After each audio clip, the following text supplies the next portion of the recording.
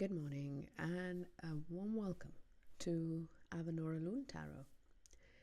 I'm Avanti and today I'm reading for January 21, the Wednesday that comes straight in the middle of the week. And let's see what our cards have to say. We have 2 decks today, and the intention is to pick maybe 3 or 4 cards from each deck. How have you been? Tell me a little bit about you. Have you been having a good week? Is there anything exciting or new that is showing up for you? What have the readings been saying? We've had some interesting readings, haven't we? And this one maybe. Yeah, there we go. And on the other deck, we are going to pick 2 cards, per usual.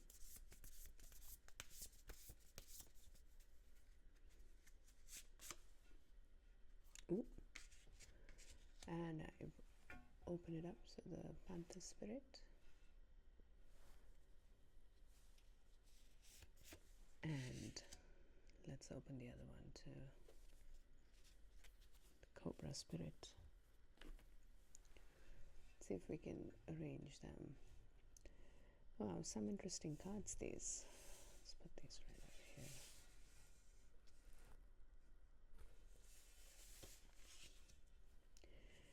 here. Right, so the Panther Spirit, let's talk about this one real quick. The Panther Spirit is of that which, like that, yeah, exactly. The Panther Spirit is that which reminds you to take your power back. It reminds you to remain grounded, rooted in your reality, staying true to yourself, being fierce yet cautious about how you approach challenges or situations.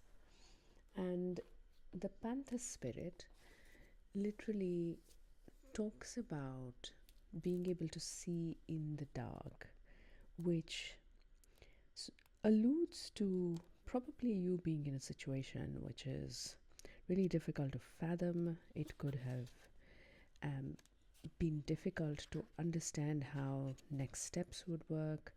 You're trying to figure out the best way ahead. And because you're not able to, you've allowed a symbiosis of a sort that you depend on another. And I think that is not required. You need to. I'm reading the book here. Here, there we go. The panther won't stand to see our growth or energy stagnate. Instead, it pounces into our lives and causes all kinds of havoc, with the ultimate intention of bringing us toward more fulfilling lives. It's unexpected, uncomfortable, and sometimes feels devastating. But after all the dust clears, it's easy to see the panther's wisdom at work. We've all been through these experiences and they've made us better people. Trust that the panther's journey always leads to a brighter place. When in balance, it is brave and productive. When we're out of balance, it's self-destructive. But to bring to balance, get rid of the unnecessary. So what is not required needs to be removed.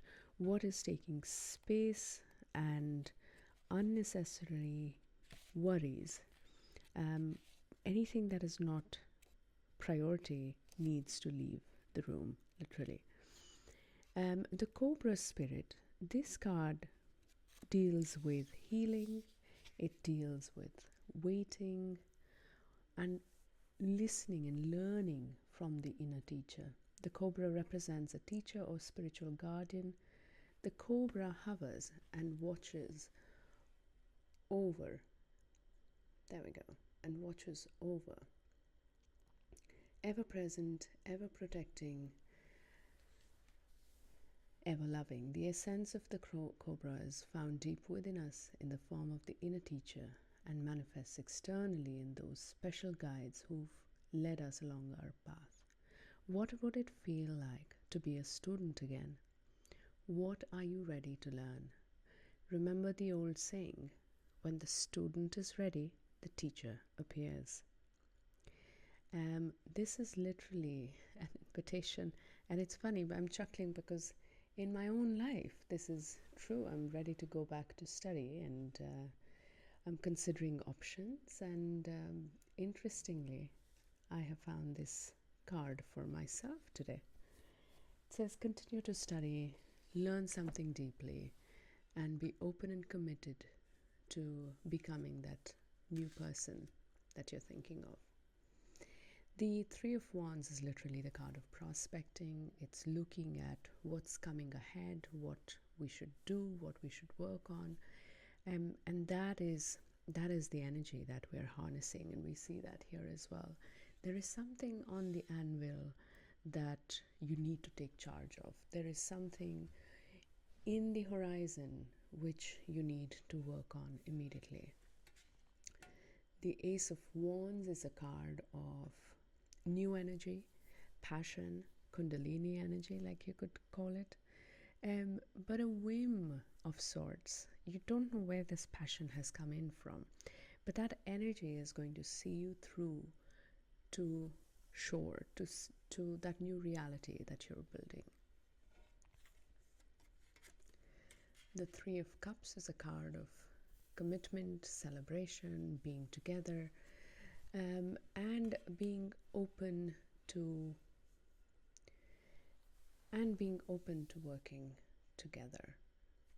The Eight of Cups, let me actually not do any reversals, I changed my mind again. The Eight of Cups is a card of leaving. It's a card of letting go of energies that don't work for you anymore, allowing things to pass by when they just don't matter anymore. They say if your critics are ones who have never reached where you have, then you don't take feedback from them. Isn't it Brene Brown who said that? And I'm quite reminded of that fact, that if someone else has not gone through what you've gone through or have not been in your shoes, learn to take their spirit and their energy and their feedback with empathy, that they really care for you, but also with the ultimate knowing that really they may not be able to know exactly how you feel. Wonderful end to the reading. Electric Eel Spirit, bring your ideas to life. There is a lot brewing inside you right now, inside us. It could be in the form of doing further studying, new opportunities in terms of jobs or careers. How teachable can you become? What can you become ready to learn? Are you coachable enough? That is what the message seems to be. Become coachable, believe in the best, and the rest will follow, literally. Bring your ideas to life. Thank you for joining me today in the reading, and I hope this message comes across to you just when you need it. I will see you tomorrow. Until then, bye for now.